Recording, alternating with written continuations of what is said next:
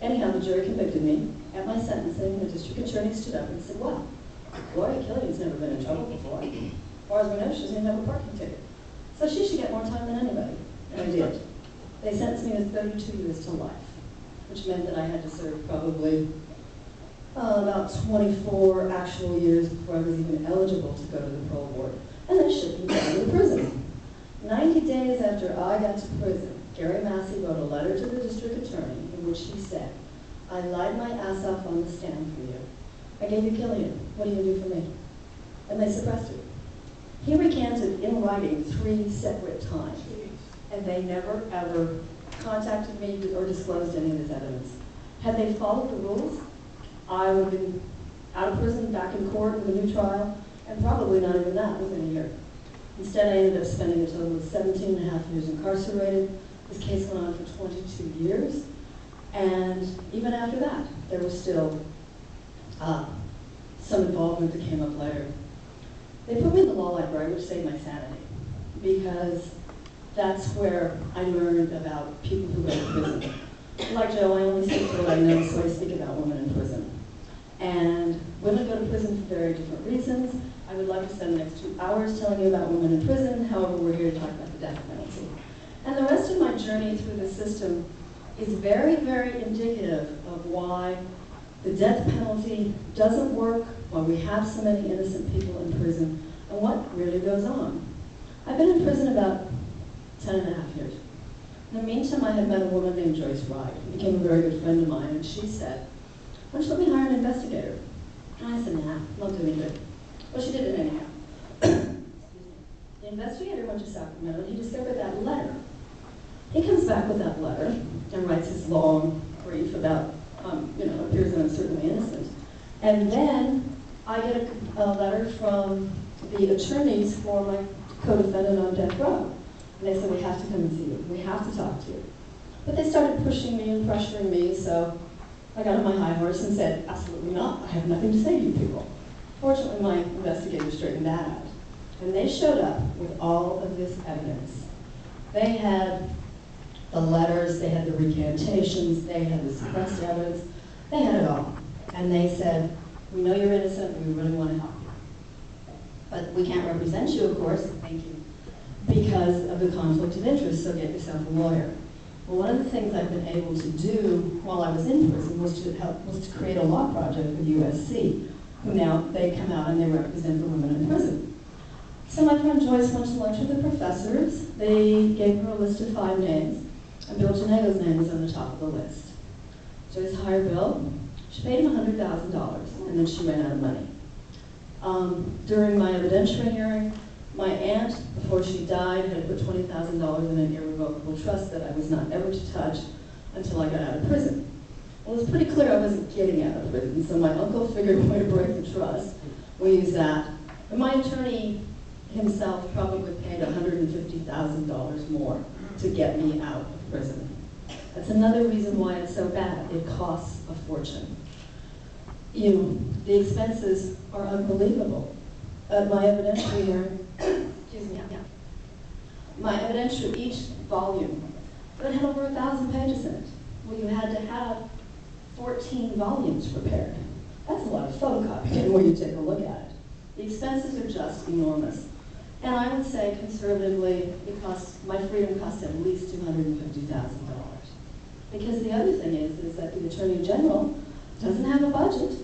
Nobody cuts off their paychecks, and they can spend and spend and spend and spend. And they did. They fought my case all the way to the United States Supreme Court. When my decision was reversed, I went to my evidentiary hearing in Sacramento, and the judge, at the hearing, he said, I don't know, I think I'm going to have to reverse this case.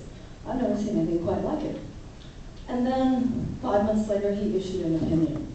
The opinion started by saying it is extremely rare for one in the federal courts, for one to ever see such a demonstrable case of actual innocence. He went on for 63 pages and then proceeded to deny it. He made every finding of fact in my favor. And we had been really confident. But the one thing we forgot was we were back in Sacramento. And everybody does try just a little bit harder in Sacramento to make sure things come out the way they want. My case went to the Ninth Circuit Court of Appeals.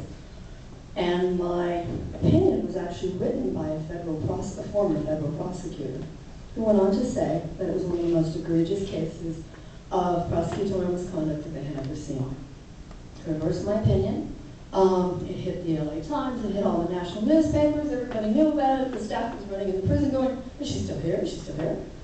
And I sat there for another 4 months because they wouldn't let me out. The basic problem that they had with my case is they could never retry me. They could say what they wanted, they could jump up and down, they could talk about, oh yeah, we're going to take her back, we'll convict her. But the court had totally thrown out the false evidence of the witness. They didn't have anything else to work with. So they decided instead that they would get their last pound of flesh the hard way. Finally, the Ninth Circuit said, well, you know, either you let her out or somebody in your office is going to be finding a cell of their very own. So they let me out on a $250,000 bail. Now, when I was accused of this crime, you know, when I was the wicked accused murderess, my bail was $25,000, and I was out for years on that bail. But they made me post a $250,000 bail. Nobody had that kind of money, of course not. But All Saints Church in Pasadena raised $15,000 cash, and my wonderful lawyer found a bondsman who would just write the bond and take $15,000 and not worry about it. Then they put me on federal probation. I had to fly to Sacramento to meet the head of the probation department, who said, I have no idea what to do with you. Maybe you could just call in every week. How about if I assign somebody for you to call? But the fact remains, I couldn't go anywhere, I couldn't do anything, and it was getting so spooky, so scary, that 48 Hours was filming me at the time. They actually brought a camera to our house, and they taught Joyce how to use it, just in case something went down. Finally, it went on, like I said, they took it all the way to the U.S. Supreme Court. The Supreme Court said, no way, this case is over, it's done. And that was the end of it. Well, not quite. Not quite. A couple of years later, the ACLU flew me to Washington, D.C. to testify on something known as the Streamlined Procedures Act. The Streamlined Procedures Act stated purpose was to streamline the death penalty. In other words, let's get out here and get these people killed in a reasonable amount of time. The problem with it is it basically eliminated federal habeas corpus relief for anybody. The author of the bill, Senator Kyle, actually said to me, well, it wouldn't be a problem for you. You can prove you're innocent, so of course you could have habeas.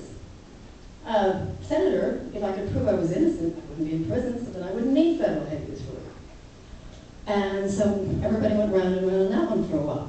But I met Senator Dianne Feinstein, and we really bonded, probably because she actually began her public service career as a member of the old Women's Parole Board at the prison where I had been all these years.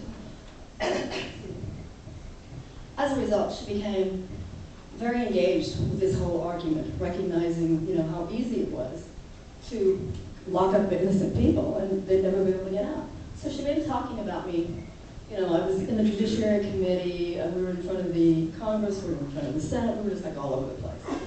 And the author of the bill on the House side, because in Congress you have to have the bill authored in both the Congress, on the House and the Senate side. The author of the bill just happened to be, it was Dan Lundgren, who just happened to be the Attorney General when I was convicted. He really wasn't too happy about this, and neither was anybody else. So they contacted the Sacramento County District Attorney's Office, and they persuaded Kathleen Scully to sign a letter that they sent to Senator Feinstein and the members of the Select Committee, in which they said, we understand Gloria Killian is still, you know, is running around there claiming to be some kind of expert about something. Well, let us tell you the real truth. She's a liar, she's a killer, she's a vicious person, and the only problem is we can't seem to prove any of this, but we do know this. And then they went on to lie about my case, which is what they have always done from the beginning of time. And that is actually what took them down, because they actually misstated some of the facts in the case. The other thing is they did not realize who had been backing this effort. The Washington Justice Project, the ACLU, there were a lot of heavy political hitters involved. And so the fight was on.